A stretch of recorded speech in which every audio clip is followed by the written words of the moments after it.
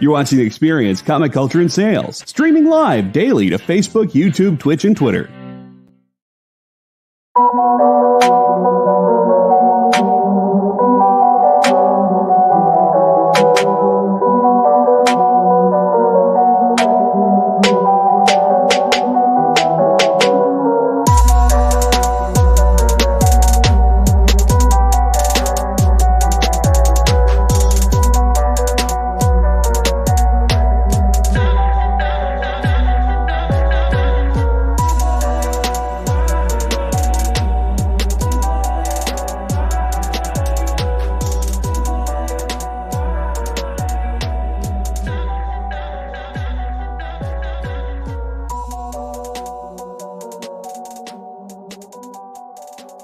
Hey guys, this is Space Cadettes. My name is Shanice. This is Jena. This is Bean. And we are excited to talk about awesome things today. Awesome variants, awesome artists, and movies and shows we're excited about. And I'm just going to throw it to these two so we can get started. I have a quiz for you guys. Oh no. First off, but it's like a quiz that doesn't really have wrong answers. Oh, okay. So this morning, I've had a really rough week. This is me bringing a quiz to the table is all I'm bringing this week. Like, so I had to bring something. This morning, I was at the gas station and I impulse bought a Squishmallow, like one of the little blind bags. And so I was like really excited, but I was so busy today that a part of my lunch was I got to open it. I got to open the guy, and I opened him, and I was like, "Oh my goodness! Look, I have no clue who this is. What is this?" And like it has a little tail. I kind of thought maybe, but like look, it has like little pointy. But so I have. After like consulting my Facebook Squishmallow group, I know what this is supposed to be. I was gonna have you guys guess and see if you could figure out what this was. Like what animal? I'm gonna roll with a short-tailed cat. Okay, Shanice. Some sort of squirrel. That's also a very good answer. The true answer of what this is supposed to be is his name is Tenzing. He's a sea slug. I mean, obviously, look. Turn it around. He has a little tail. I'm just gonna look at what a sea slug looks Now like. hold on a minute. Where's It is much more clear if you see the big version where they can get more details, but this one is just small and orange and friend-shaped. But I see it now. Yeah. And I love him. Is he spotted? Yeah. Oh, yeah. I still wouldn't have The gotten it. little tiny one doesn't have spots though. So, yeah. I would have never guessed that in a million years. Here, let me put him ominously on the shelf behind me. See him face. There you go. All right. That's my co-star now. That was beautiful. Thank you. You're welcome. I found that out. I was just like, what the heck? Wouldn't have guessed that.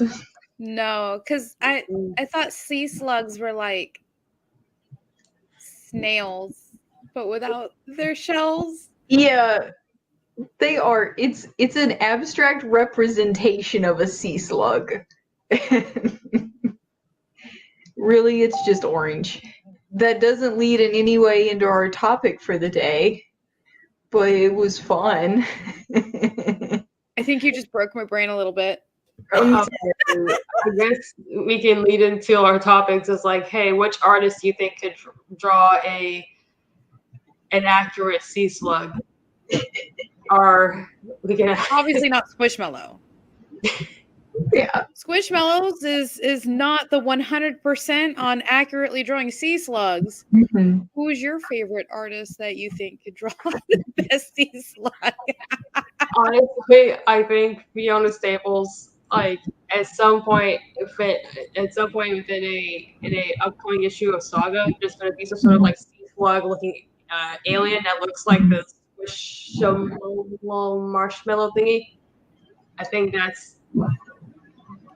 she could draw a very good sea slug.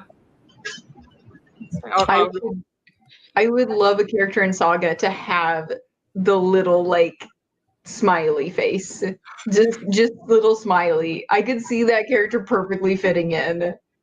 Oh my goodness. I could also see one in by Scotty Young's I Hate Fairyland. Can you just imagine like cute sea slug like just drinking? Oh, I'm sorry, like that whole thing just threw me off. Oh yeah, drinking, but it's in I Hate Fairyland, so it's a cute sea slug drinking the blood of its enemies. Oh yeah, for sure, with a battle axe. But I would love to see what Peach Momoko could do with the like sort of almost like watercolor with inks, and I think that would be so just like really pretty, and maybe not with a fluffy tail. Maybe not. They do kind of have like little like at the end though, you know, like little. Some of them have a little pizzazz. Just a little. Are we about to call sea slugs cute here? Is that? I will call them cute. Okay. I already thought they were cute. I do have to say, everybody in our store finds the most random thing is cute. Obviously, we're finding sea slugs cute. Miss Jen finds silverfish cute because they have butt antennas. Ask her about that sometime. Just be like, Miss Jen, what's this thing about silverfish? She's like, oh, they've got antennas and they've got butt antennas. It's so cute. They eat comics. Less cute. No cute. I don't know. Maybe it's the butt antenna thing. I don't know. Yeah. I love possums. I think possums are cute. And a lot of people think they're so ugly. I guess they can be cute. I love them though. They're very cute. I think those. Oh gosh. Bean, who do you think would draw a really cute sea slug?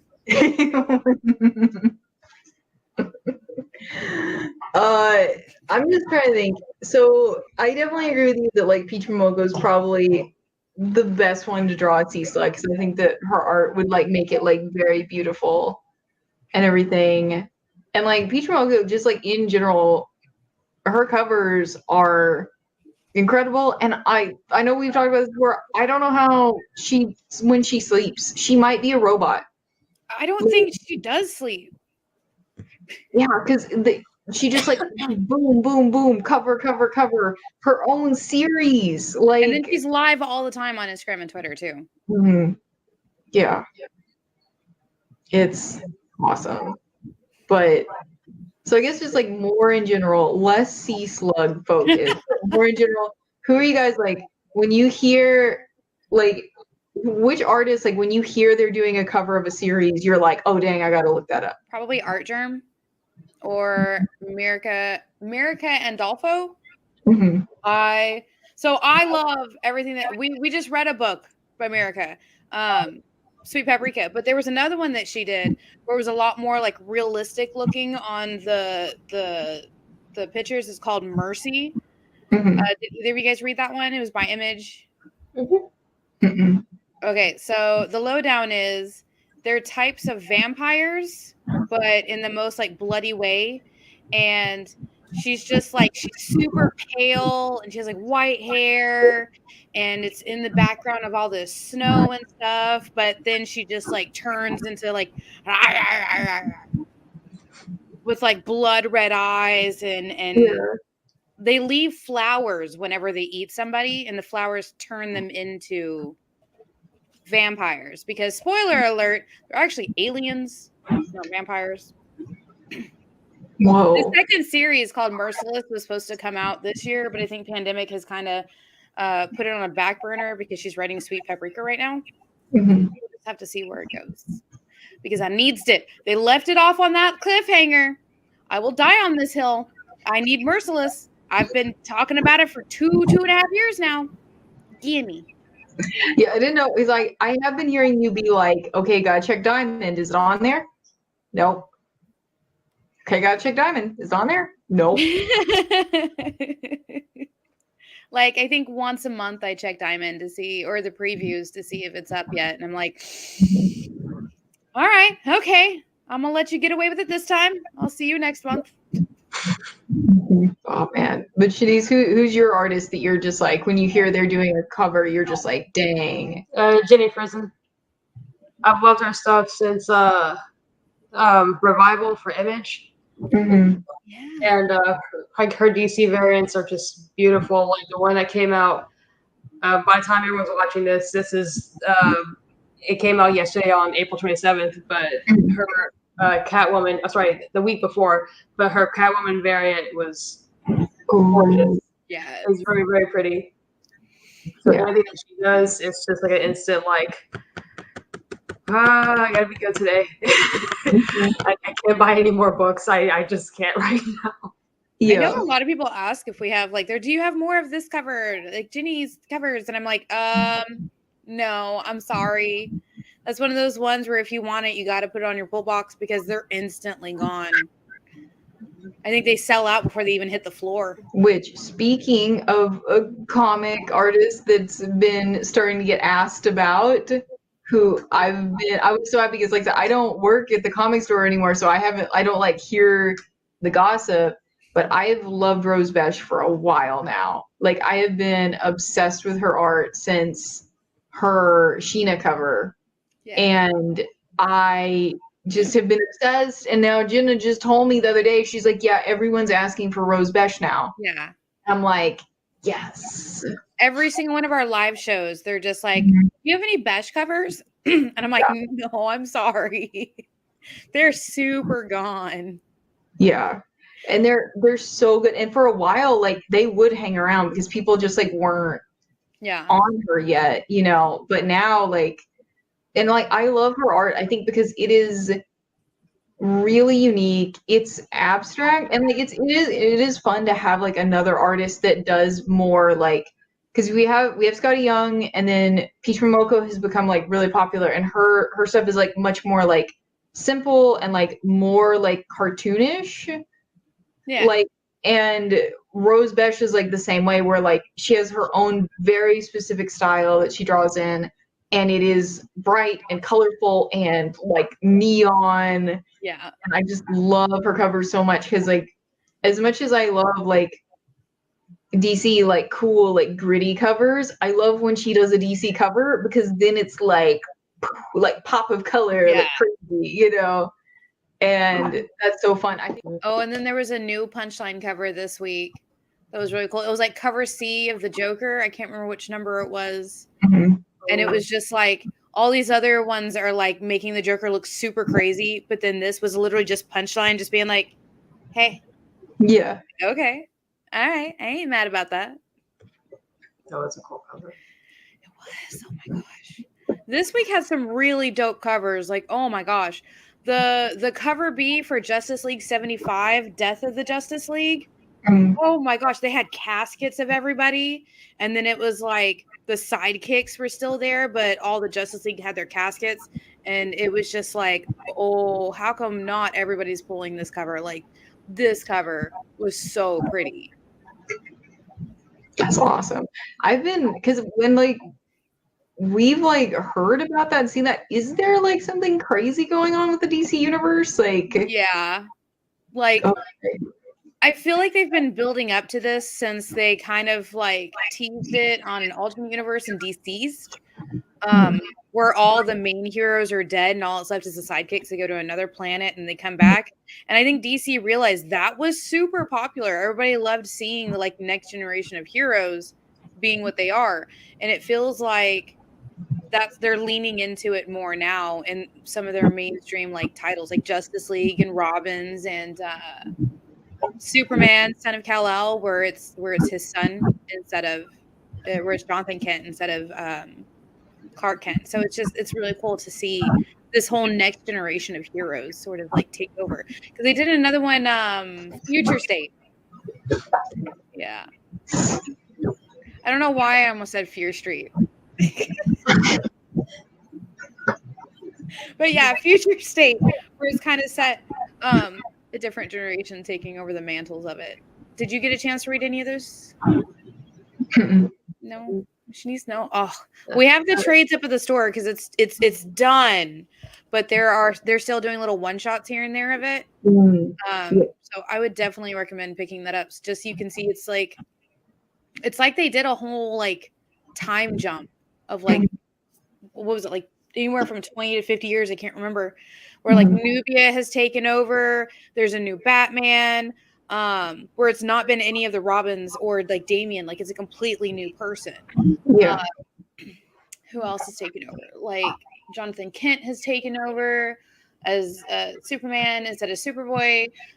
So it's like, yeah, it's really cool to read that kind of stuff because we get all kinds of time jump stories. Like we've got the classic by Alex Ross, Kingdom Come, but in that one, you didn't really see a whole lot of the like sidekicks and kiddos taking over. You just saw everybody was keeping their stuff forever. So now we're getting the storylines we're getting now where it is new people taking over, and that's really cool to see. It just also makes me think back to like what was it? I'm trying to remember what the name of the cartoon was when it came out, probably like when we were all like growing up, but it was where new Batman, like the current Batman we know, like Bruce Wayne was really old. Oh, Batman Beyond. Yes. And I remember like loving that. And it just reminded me as you were talking about like how like everybody's really enjoying the new people taking over. Like, yeah, like Batman Beyond did that. Like that, I love that cartoon. I don't know what it is that makes you enjoy like seeing that whole thing of like your hero that you like is old and like a new person's taking over. That's awesome, you know? I think it's kind of like, because when we're teenagers and kids and stuff like that, we see them already set in their like, Superman has been Superman for so many years. He's got it down. He knows what he's doing, right? And we can look up to that as like, man, I want to be like that when I grow up. And then we do grow up, realize ain't nobody know nothing about nothing. And we're like, okay, it's cool to see that was somebody closer like our age who's also learning it because they know nothing about nothing as well. And I don't know, that's just what I think. What do you guys think? I think it's always cool to see like just like different like a legacy characters. It doesn't have to be like just like, you know, static all the time. Like you can, it's like, you know, like you can tell like Superman's story like so many times for like literal decades, and it's just like, you know, it's always good to see something new. Same with like Batman. I still say that DC, they really should have kept Dick Grayson as Batman. Like once Bruce left, like you know, when Bruce left for mysterious reasons, because it was fun seeing, you know, Dick as, you know, Batman and Damian as Robin. Yeah. So it bums me out that they went back to the status quo. People love that dynamic. Yeah. Same with the Flashes. It's like, you know, Barry's cool, but like people like and I'm blanking on his name because of course it'll come back to me later. But like the younger Flash, there's like, I feel like 2 generations who grew up with that Flash compared to Barry Allen. But yeah. I do like seeing Damian as Batman though. There's just something about the way he's like, he's got to stop himself from killing because that's what he grew up with, because he knows the Batman doesn't kill. I don't know. It just, I love, Dick had to go be Rick for a little while. That's why. We don't talk about Rick. there it is. Wally West. Thank you, Jay, our producer.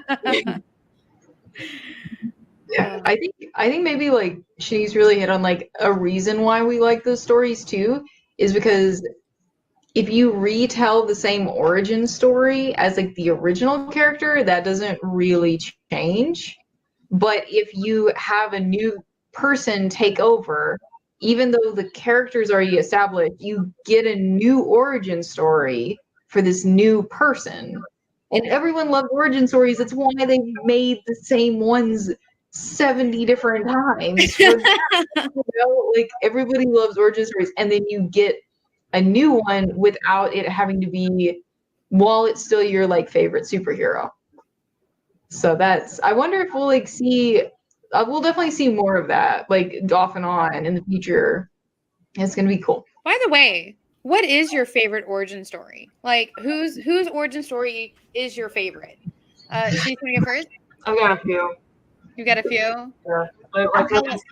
Okay, Bean, do you have one? Oh, that's tough. I'm not sure. I'm trying to think because like I feel like my favorite origin stories are usually just people, usually it's like villain origin stories are fun, like scientists like going completely insane and like having their inventions take them over. I was kind of trying to avoid saying that, but then I was like, you know what? No, like that's I like that, like the Green Goblin and like, Dr. Doom and just mad scientists, just like, oh, and Doc Ock, of course. Yeah. So just like scientists who are just like mad with power and are just like, ha ha ha, I love that. Gosh, so my favorite one is actually the sort of like where they accidentally are being the bad guy and don't realize they're being the bad guy. Kind of like in Divinity, the 3 cosmonauts, they go out to the edge of the universe, they find something on the edge of the universe. One of them comes back and he's like, I don't know if I want to live on this world anymore. And so he just kind of like sits there with his own planet, like not his own planet, but like his own like bubble, right? Everybody who comes to his bubble find their paradise. Rather, it's by turning into a bunch of butterflies or turning into sand so that way their soul can be with their dead loved ones. Or turning into a bird because they just want to be free. Like he wasn't trying to be bad. He was just trying to make people happy. And the world don't like that because that means those people are, unalived themselves by accident. So, yeah. And then, another one comes back, the cosmonauts comes back, and she's just like, what do you mean we lost the Cold War? That's not okay. Like, how could we have lost? We are Russia. And then she changes it because she's like, no, we can't lose. I need to protect my home country. And then she loses her mind over time. Yeah. So those ones where they're just trying to be their best selves and they're accidentally like evil. Shanice, do you have one? So I guess like my favorite origin stories. I really like how like the Fantastic Four, how they formed with like a terrible accident.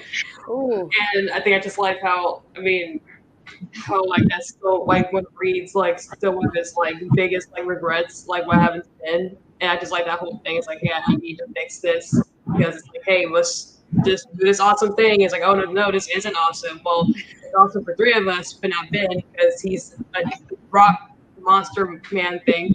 So I don't know, like it's just like that weird science like B movie kind of like origin story, which I really like. And another one, but it's also like, kind of like a bummer one, but like Kite Man, because you're like thinking, oh, he's just like a goofy, like DC character, and then Tom King just wrote one of like the saddest origins for this. Oh no! What is it? I'm gonna let you guys like Google that because it's just gonna make me cry.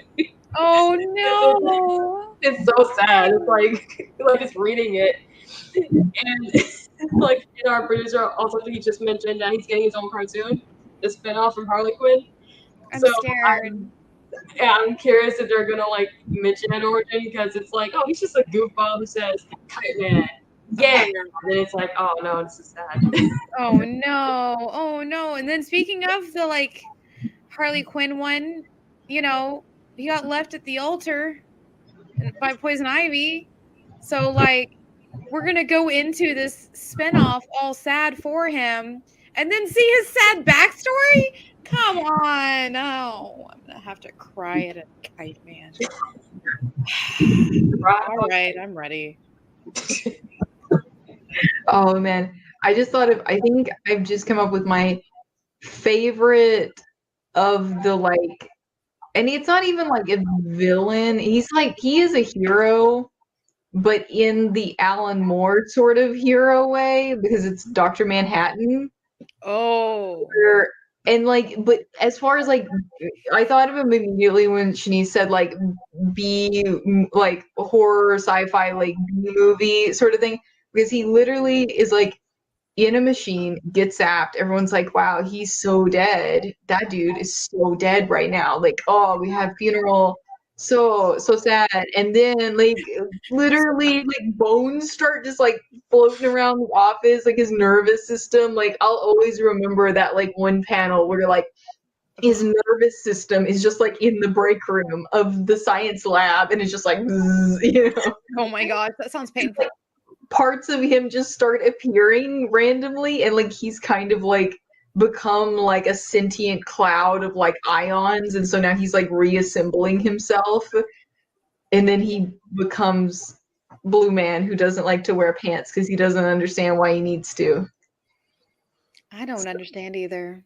I feel that one. It is such like a cool origin too, like how being said, because like it happens like just like over time, like just different forms of him, and how terrifying that had to have been. Like you're just walking down the hallway, you just see like a skeleton like just screaming and just going out of existence, and like and how can you tell people that? Like I just saw something like near the coffee machine and they just like lock you up or something. Like, hey, I think you're just stressed out. And then you're eating lunch and you just see a just nerves sitting right across from the table at you while you're trying to eat your sandwich. You're just like, I don't need this sandwich. Hey, look at that. There's muscle trying to grow back to him. I don't need this pudding. And you walk away. And you know there was somebody just eating like a hot dog just like at that exact time as there. You just see that like, no, I'm done. I don't want any. I'm I don't need this hot dog. Thanks a lot, Mr. Manhattan. Just helped with the diet. This was a sign. Thank you. Oh gosh. Like how terrible it would be. Like you're on the street corner trying to get like a hot dog from the vendor. He walks in and it's right at that moment. And you're like, nah, man, I don't need this hot dog. And then you read in the paper 2 weeks later, like 10 people died because somebody was poisoning their hot dogs. He's a hero. He's a hero for not wearing pants. He started a movement. The no pants movement. Oh, man. That's the movement, just hanging dogs. Oh my goodness. I can't even I don't know why I keep picturing it over and over again. Just like you're sitting down in the lunchroom. You sit down, you're on your state mandatory break for food, and you sit down and just that walks in. And the it's right at the time when all the muscles and stuff are trying to grow back. A little bit of blood's trying to circulate in there. Yeah, that would be a little disconcerting. Yeah. Okay. Well, it's time for a little mini break. We're just going to take a minute and to wash our brains of Dr. Manhattan moment. We got to go look up Batman's origin. So we'll be back here in a minute. Bye.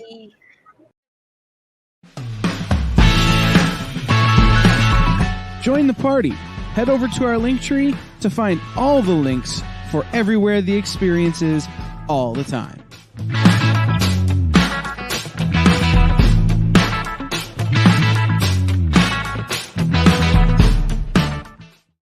Imagine being at a convention and going to an interview panel that's just for you.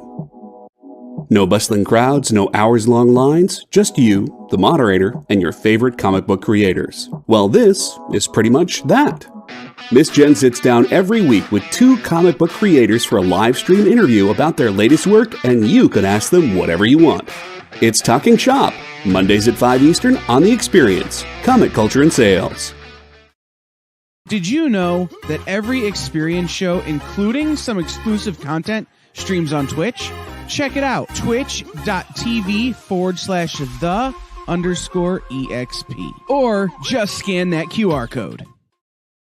Hey everybody, welcome back. It's Space Cadettes. You got me, Jena, Shanice, Bean. And so just before we started recording, I actually watched a trailer 4 times in a row, and I need to discuss it. So have either of you guys seen the new Jurassic World Dominion trailer? Yes, maybe. In a dream. Okay. Oh my gosh. Okay. I literally screeched twice the first time I was watching it. I was on the back porch playing ball with hand, and I saw it come up, and I watched it, and Jay was like, oh my God, what was that sound? Everything okay? Oh wait, she said that's amazing. Never mind, she's good. Because dude, it's just a trailer. Can I spoil the trailer? I think I've seen it. I think I saw it in front of maybe the Batman. They dropped it like 4 hours there's a new ago. one. Oh, okay. Yeah. They literally dropped the newest one like 4 hours ago. Okay. As of today's date, which is the 28th. This is April 28th today. And it's only so giant, oh my God, like screaming twice. I screamed twice because I didn't know certain things were supposed to be in the movie. And as you guys know, I have recently been playing Jurassic World Evolution on my Xbox, and As everyone knows. as everybody knows, we've been talking about this a little bit. Yeah. So oh my God. There's literally a scene in the trailer that happened to me in the game. I feel like you can't really spoil a trailer. It's the trailer. It's like 3 minutes long. Yeah, that's true. Okay, it's all the original cast is back. Ah! The first thing I imagined was like, you know that one guy, and then the raptor takes his arm in the very beginning? Oh my God. I just imagined him back with a cyborg arm. Does that happen? I don't think I saw that guy, but I mean, like, all of the like main cast is back. Samuel L. Jackson's dead. Sorry, the producer just asked if Samuel L. Jackson was there, and I'm like, he died. He is dead. He got 8. He got 8, all but his arm. He dead. See, that first guy loses the arm, you put the Samuel L. Jackson arm on the guy, and they become one character. They're fused. Bean, I love the way your mind works, and that's why you're perfect at Doc Ock's office. Yeah. It's great. I'm so excited for you. Got to get them benefits, though. Okay, but yeah, so it's like the original scientists that were there. Jeff Goldblum is there. The other original scientist is there, and he's got like his long hair, and he's like, "We've made a grave mistake," and I'm like, "You didn't learn that from the first movie." There's so many movies they could have learned it. There's so many times you could have learned. And now you're saying you made the mistake. Now is the time. Okay. Well, I mean, and Blue has a baby and is living in the woods in the middle of winter. How does a dinosaur survive in the middle of like a Montana winter? Does it have a sweater? No. And a baby. It'd take a while, but you could make it a sweater. I mean, you could, but it's angry right now because somebody took its baby.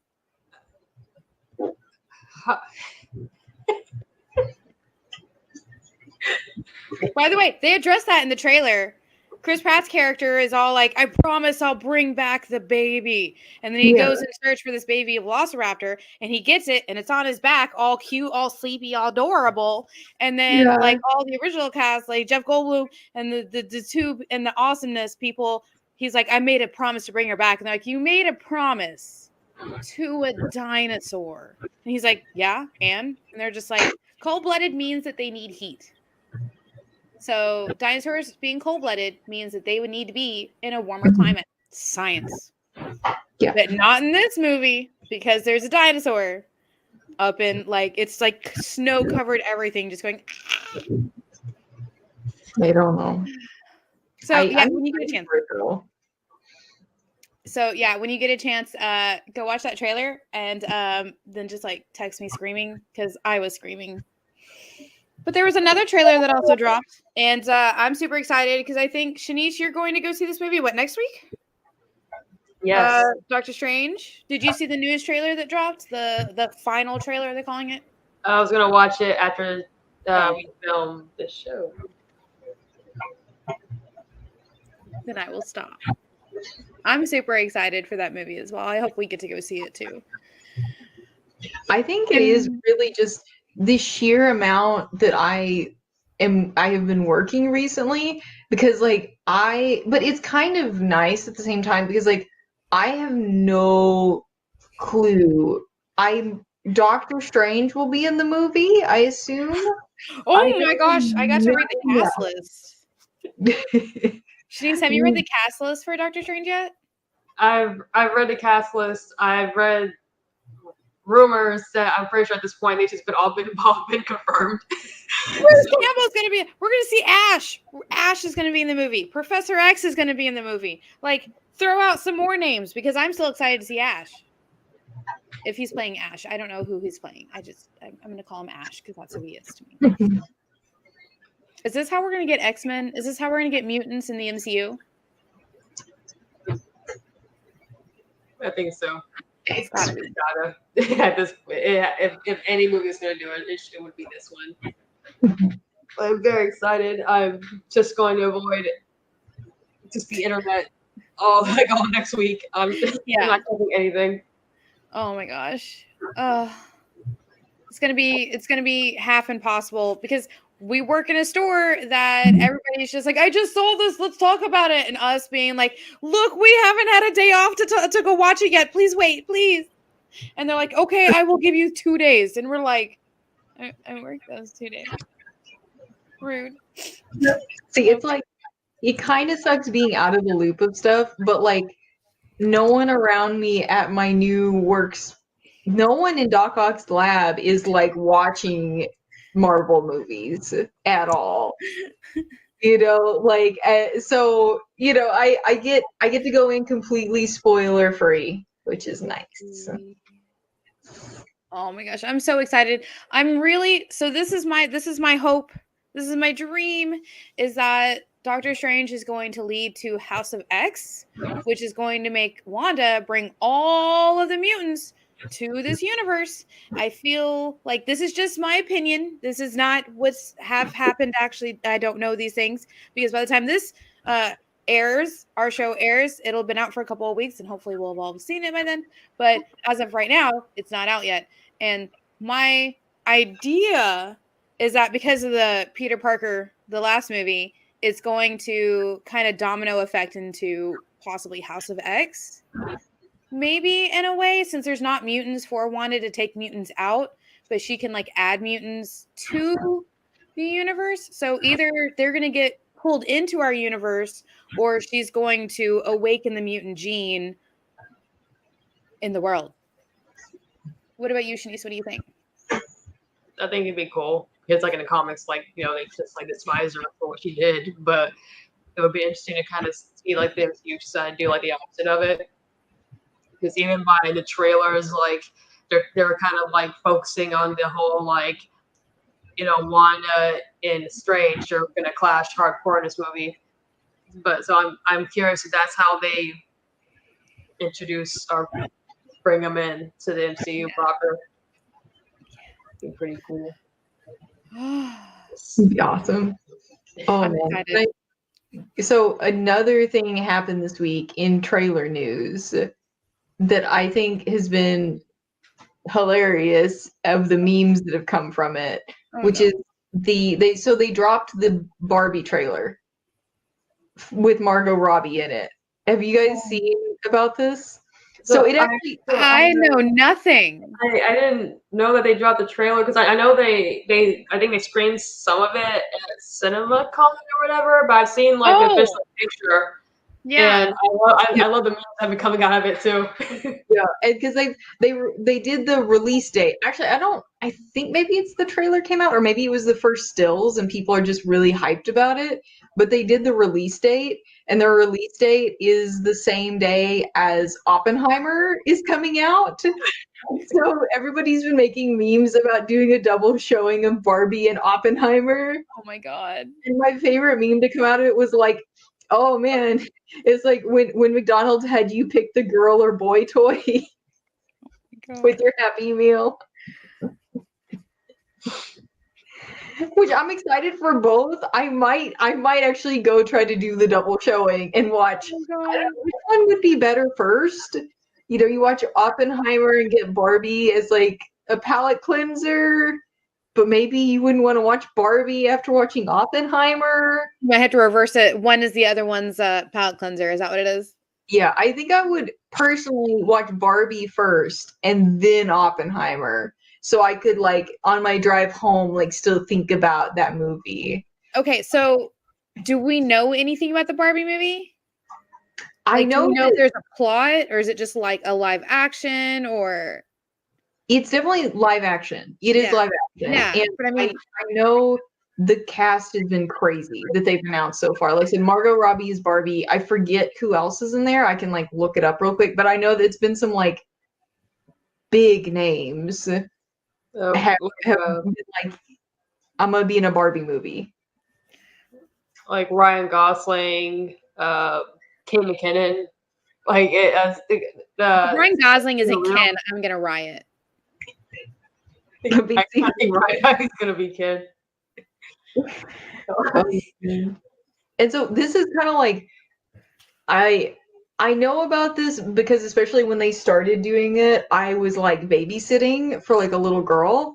But so Barbie movies, like the animated ones, have low key been having insane plots. And like anybody who has kids who are like obsessed with Barbie movies, like some of those have like bonkers plots. They've just been slipping in. Like, because they're like, oh, it's Barbie. We can do whatever we want because no one's paying attention. So I'm wondering if like some of those plots are going to be in this new movie and it's going to be like hold on. kind of crazy. Time out. I'm sorry. I'm so sorry. Maybe I'm just missing something. All my nieces and nephews love like My Little Pony and G.I. Joe and stuff like that. So I've missed all of these Barbie movies. When you say insane plots for Barbie movies, I need an example, please. I don't know if I can find you one real quick, and it's been too long. I just know like that they've gone farther than you would expect a Barbie movie to go, with just like complexity and like character betrayal. I mean, okay. We've watched every episode of My Little Pony, so I can't say no on kids' movies having complex everything. Yeah, I can't look it up quickly, but like I will try to find it. Also, Will Ferrell's gonna be in the Barbie movie. Who's he? Ryan Gosling is Ken. Okay. Woo! So our producer just said IMDb says Barbie lives in Barbie Land, and then a story happens. That's it? That's all I got for us? I'm just curious about the Barbie movie because the cast is surprisingly stacked for a Barbie movie, and what's her name? Greta Gerwig. She's directing it, so it's like, okay, I was not expecting to read this, but I'm down. Okay, this movie is probably going to surprise us, just like there was another movie out there where everybody thought it was going to be like super dumb. Oh, Enchanted. Everybody remember Enchanted, where it was like animated first, and then she comes to this world, and that movie was great. I love that movie. I can't wait for the second one. Is Barbie about to do an Enchanted on us, where we're all sitting here just like, it's a Barbie movie, what could it do? And then it's going to turn out to be amazing? I think so. I feel it. Okay. I like the Lego movie. I thought that was the Lego movie. like a cheap, like I guess like cash-in movie, but it was actually very good. Yeah, there was a deep storyline to it. Yeah. Like at the end, it's so poignant. Like it's so like, oh my god, and like I had people tell me that they're like, yeah, man, like the father-son feels are real, and I'm like, it's the Lego movie. What? They were super real. Lego Batman movie was also really good. Like it was so funny. Kids movies are really getting amazing these days. Like they were pretty good, back in the day when it was like the Disney classics or DreamWorks classics. No, not these days. These days, every single one has got to be like, guess what? This is for kids, but this is for you. And you're like, okay, thanks for making me cry. I'm okay now. Oh my gosh. So why? Why are you trying to kill us? Okay, I'm good. I'm sorry. Because I actually saw the My Little Pony, the movie, in theaters. And the storyline in that was just like, this is for grown folks. Like, it's good for kids, but like, let's stop having warring nations because that's bad. And then they explain why it's economically bad. I was like, oh, well, all right then, here we are. And then the big names in that movie. So yeah, they're definitely like, they stacking them. And then the newest My Little Pony movie. I know I'm bringing up My Little Pony a lot. I'm sorry. You know, we watch a lot of it. I've seen every episode and I've seen all the movies. Anyways, the newest one that's on Netflix is literally tackling racism. Dang. And you're just like, wow. Okay. Which of the ponies is racist? All of them. Oh no! Except for 3. Well, 4 learns to be less racist as the movie goes on. I'm sad all the ponies are racist. Yeah, I know. The Earth ponies even had a whole machine factory to build stuff to take out the other ponies. No. Yeah. Oh yeah. It runs deep. These are our mom's ponies. This is a new breed of pony, apparently. Ugh. Oh my goodness. So Wait, all I can think is like, when is Netflix gonna do a gritty live action reboot of My Little Pony? But it's just horses. oh my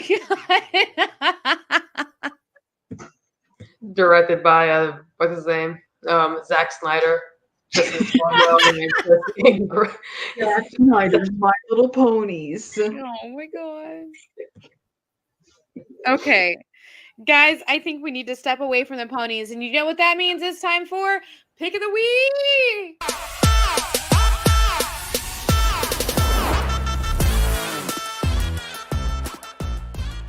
Where it was my pick this week. Now, Bean did not quite get the chance to read it because Doc Ock has been working her hard and she's been having finals this week. So while she sits there reading the first issue, me and Shanice are going to talk about it.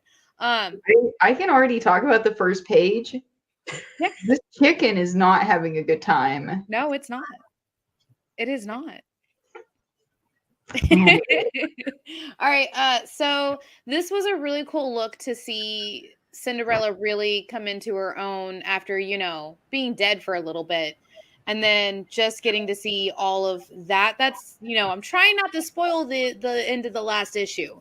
But I feel like that's probably where all your questions are going to come in, Shanice. Because as soon as she finished it last night, she texted me. She's like, I finished it. I have so many questions. And I was like, okay, we'll talk about it tomorrow. Bye.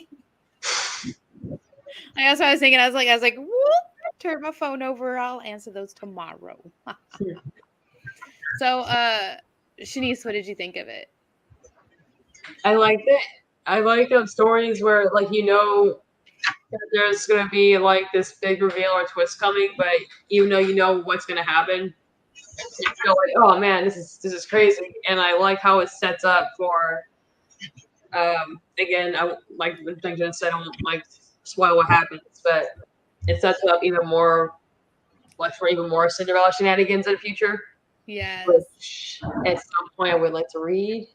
Okay. From the library of Jena, if she has it. I do.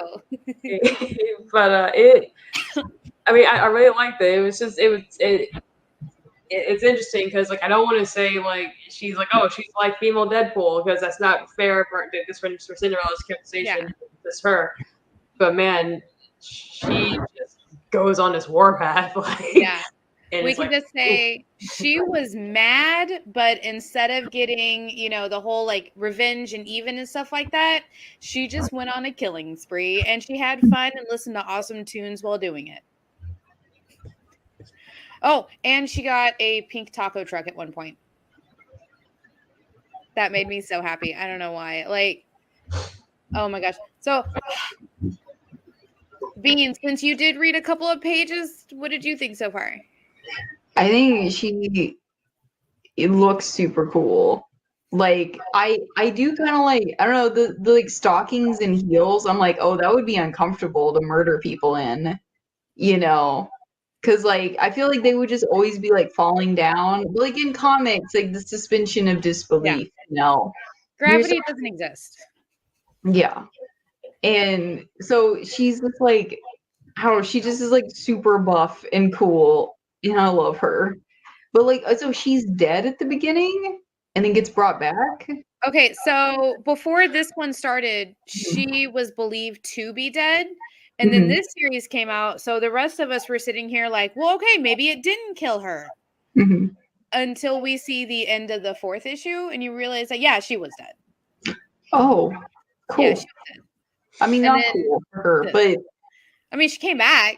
Yeah. Okay, you know what? I'm sorry, Bean. I'm gonna have to spoil it for you. I'm so sorry. Oh, fine. So, That's okay.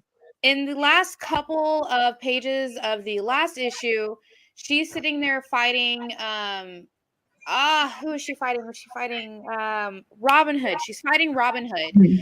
She gets shot in the eye with an arrow, and that's why the name of that last issue is called GoldenEye Cyclops. She gets shot in the eye with an arrow after she has literally taken out every single person that Robin Hood knows, including Stella's daughter, who is the main person across all of the Grimm fairy tales. Like, she is taking these people out in the most extreme ways she can. Like, she's sitting there the bad talking each other, and then she just cuts off somebody's head because she was like, hey, I'm going to use you as a hostage, psych, and she cuts off somebody's head.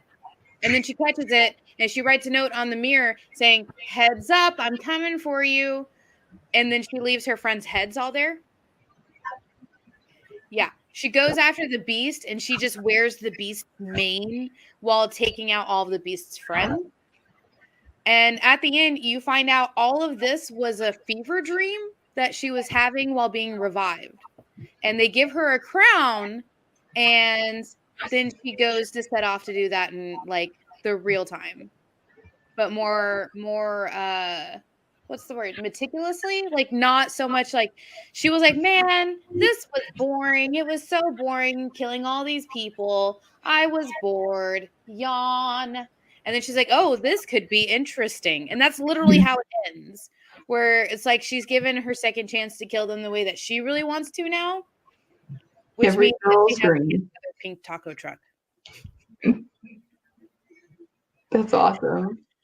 Oh, and it is funny too. Like there is a line where it's like there's like the like I think 1 or 2 panels where where she tells another character, and mind you see how Cinderella's dressed. But she tells another character like you know, hey, like what's it like walking around like half naked? And he's like you're saying this? He's like, okay, fair point. Yeah. I do like how it does poke fun at like certain things. It's like, okay, this isn't a realistic. This isn't like a practical fighting outfit, obviously. Yeah. So I did like how they did poke fun at that, because like as you're reading, it's like, yeah, this is a lot of running. Like, yeah. I feel. Oh my gosh! And then she also. At one point, she's doing so much. So she's jumping across all the dimensions doing this.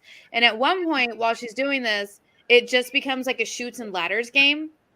So it's like across 2 pages where there's like 3, 6, 9, 12, 15, 18 panels. And it has like a slide over here and a ladder over here and a slide here. Because she's just like jumping around all shoots and ladders style, just straight up murking people for fun. It was so much, and it does really kind of like build into the story, because you also meet 2 characters in this story that had only been mentioned before in previous stories, and then you see them 2. They're the ones that revive Cinderella. One of them is on the cover. She's the Voodoo Queen. I think the cover of the one that you have. Yeah. Yeah. Sure. So she's one of them, and then the dude that's with her is like, you will respect her, and Cinderella's like, eh. So yeah, it was really cool.